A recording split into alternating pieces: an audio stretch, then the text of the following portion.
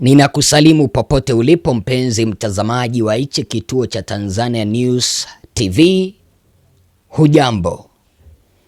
Karibu kwenye mwendelezo wa mazungumzo yetu na uchanganuzi wa yale yote ambayo yanaendelea kujiri.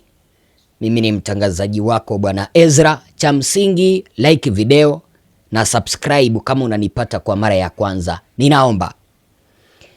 Jumuiya ya Madola iliweza kuwatuma wajumbe wake Tanzania ili kuchunguza na kupata ripoti ya yale ambayo yalitendeka mwaka uliopita, ule unyama kipindi cha uchaguzi, mahala ambapo serikali iliweza kuwatoa uhai wananchi.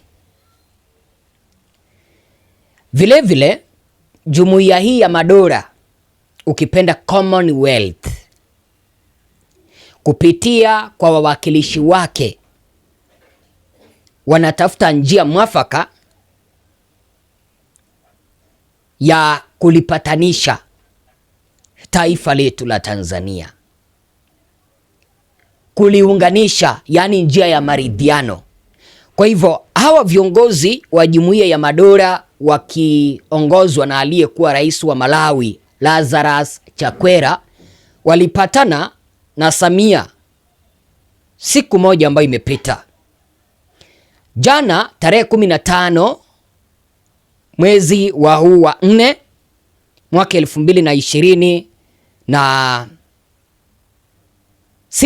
ilikuwa ni zamu ya kupatana naye Tundu Lissu, mwenyekiti wa chama cha Chadema.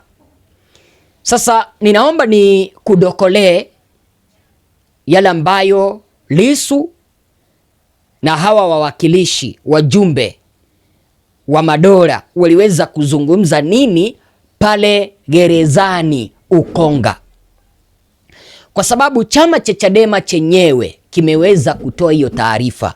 Jinsi ambavyo unaona hapo, taarifa hizi ziliweza kutolewa na Chadema, wakaeleza kwamba taarifa kwa umma, Chama cha Demokrasia na Maendeleo Chadema kinawaarifu wanachama wake, wafuasi na umma wa Tanzania kuwa wakili Paul Kisabo amemtembelea mwenyekiti wa chama cha Chadema Mheshimiwa Tundu Lissu katika gereza la Ukonga jijini Dar es Salaam. Na katika mazungumzo yao wamejadili kwa kina mwenendo wa kesi mbalimbali zinazomkabili Mheshimiwa Tundu Lissu pamoja na zile zinazoendelea dhidi ya chama. Aidha, Mheshimiwa Tundu Lissu ameeleza kuwa tarehe 15 Aprili mwaka 2026 alipata fursa ya kukutana na Mheshimiwa Lazarus Chakwera na kuwasilisha kwake maswala yafuatayo muhimu kwa mustakabali wa demokrasia na utawala wa sheria nchini. Kwa hivyo kuna mambo mawili matatu ambayo Lazarus Chakwera aliyekuwa rais wa Malawi vile ambaye ni mjumbe wa jumuiya ya Madola waliweza kujadiliana na Tundu Lissu. Na Tundu Lissu anasema jambo la kwanza kwamba kesi ya uhaini inayomkabili inatokana na msimamo wake wa no reforms, no elections, na hivyo kusisitiza kufutwa kwa kesi zote zinazomkabili yeye na chama pamoja na utayari wake wa kushiriki mazungumzo akiwa huru. Unaona, Tundu Lissu katika ripoti ambayo ameweza kumpea huyu mjumbe Lazarus Chakwera, mjumbe wa jumuiya ya Madola, amemwambia kwamba yeye yupo huru kushiriki mazungumzo ya maridhiano, kuleta taifa letu la Tanzania pamoja, kwa sababu hata baada ya uchaguzi wa wizi, hata baada ya uchaguzi wa mauaji, lazima taifa lisonge mbele. Amesema kwamba yeye yupo tayari, lakini kwa sheria. Zile kesi ambazo za mchongo aliweza kuwekewa ambazo zimesababisha yeye yuko kwa jela zifutwe. Zikikwisha futwa, yupo tayari kushiriki mazungumzo haya ya maridhiano. Je, wewe upo tayari kwenye haya mazungumzo ya maridhiano kulingana na jinsi ambavyo Lissu amesema? Lissu hajasema kwamba eti kwamba sasa akiachiliwa hiyo peke yake itatosha aweze kuingia kwenye maridhiano. Hapana, naomba unisikilize nikuchanganulie.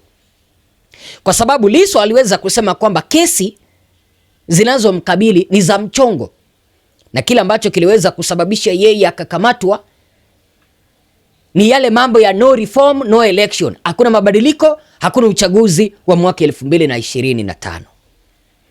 Namba 2, akaeleza kwamba kufanyika kwa uchunguzi huru wa kimataifa kuhusu matukio ya Oktoba 25 kupitia kwa taasisi kama vile SADC, kupitia kwa taasisi ya mataifa ya kusini mwa Afrika. Unaona, Tundu Lissu yeye amesema kwamba tutaingia kwenye maridhiano, lakini hii tume ambayo imeweza kuundwa na Samia iti kwamba inachunguza yale ambayo yalitokea mwaka uliopita, ile si tume kabisa. Ile hapana, inapaswa kuvunjwa na ripoti yake isisikilizwe. Kwa nini? Lazima kufanyike na uchunguzi wa kimataifa. Yaani ile tume ambayo itachunguza hayo yote itoke katika nchi za kigeni, ikuje kufanya uchunguzi hapa Tanzania. Kwa nini? Lissu kulingana na jinsi ambavyo ameweza kueleza, yeye anaeleza kwamba hana imani na ile tume. Kulingana na maelezo yake, hana imani kabisa na ile tume. Kwa nini? Ile tume kulingana na yeye anaona kwamba inaweza ikawa kwamba imepewa mwelekeo na Samia Suluhu Hassan kuweza kutoa majibu ambayo yatakuwa yanaridhisha Samia na wala sio kuweza kuridhisha wananchi. Sijui kama unanielewa.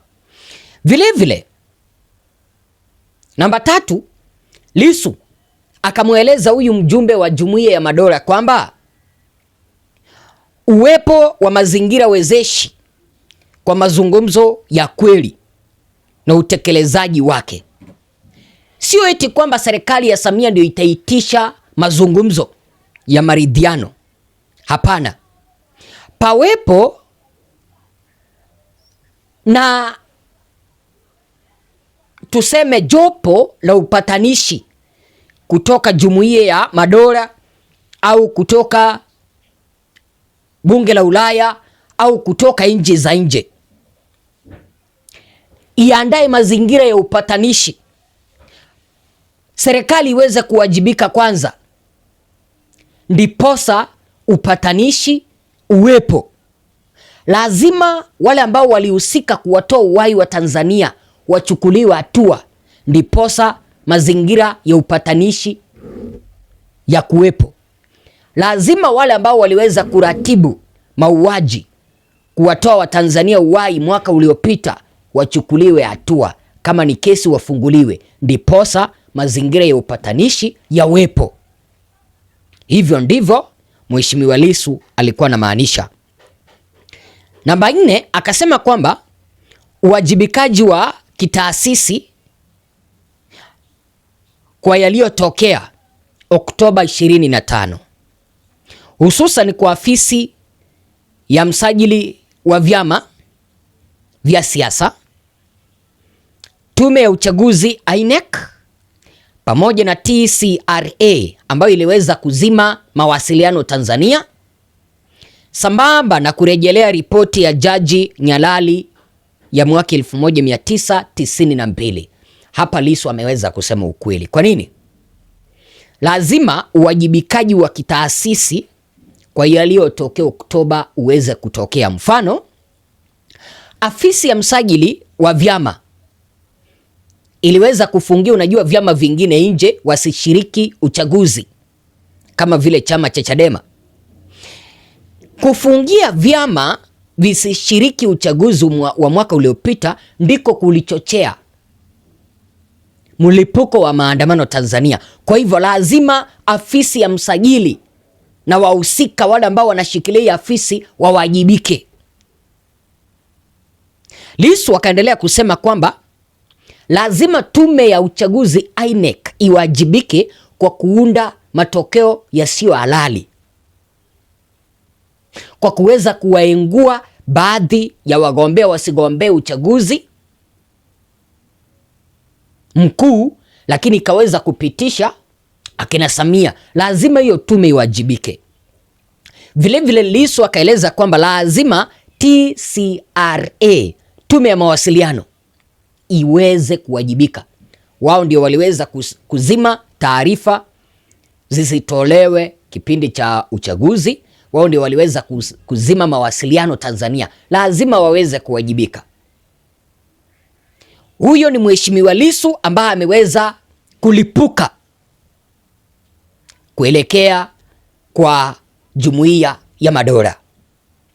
Mheshimiwa Lissu akaendelea namba 5 kusema kwamba, na akaweza kuambia hii Jumuiya ya Madola kwamba kufanyike kwa mageuzi ya vyombo vya ulinzi na usalama kwa kuzingatia ripoti ya Chande ya mwaka 2023. Hii tume ya ulinzi ya vyombo vya ulinzi Tanzania, hawa maafisa wa polisi wako na mamlaka sana, wanajiona sana. Lazima kufanyike na mageuzi ili hichi kiburi ambacho wako nacho kiondolewe kidogo, kwa sababu wanajiona wako na mamlaka sana. Lazima mageuzi yafanyike. Namba 6, Mheshimiwa Lissu akaeleza kwamba mabadiliko ya mfumo mzima wa uchaguzi ufanyike, ikiwemo kuundwa kwa chombo kipya huru cha kusimamia uchaguzi kwa kuzingatia ripoti mbalimbali za waangalizi wa uchaguzi mwaka 2020, mwaka 1995 mpaka mwaka 2025, pamoja na ripoti ya Jaji Warioba na Jaji Nyalali. Mheshimiwa Lissu anaeleza hivi: ukiangalia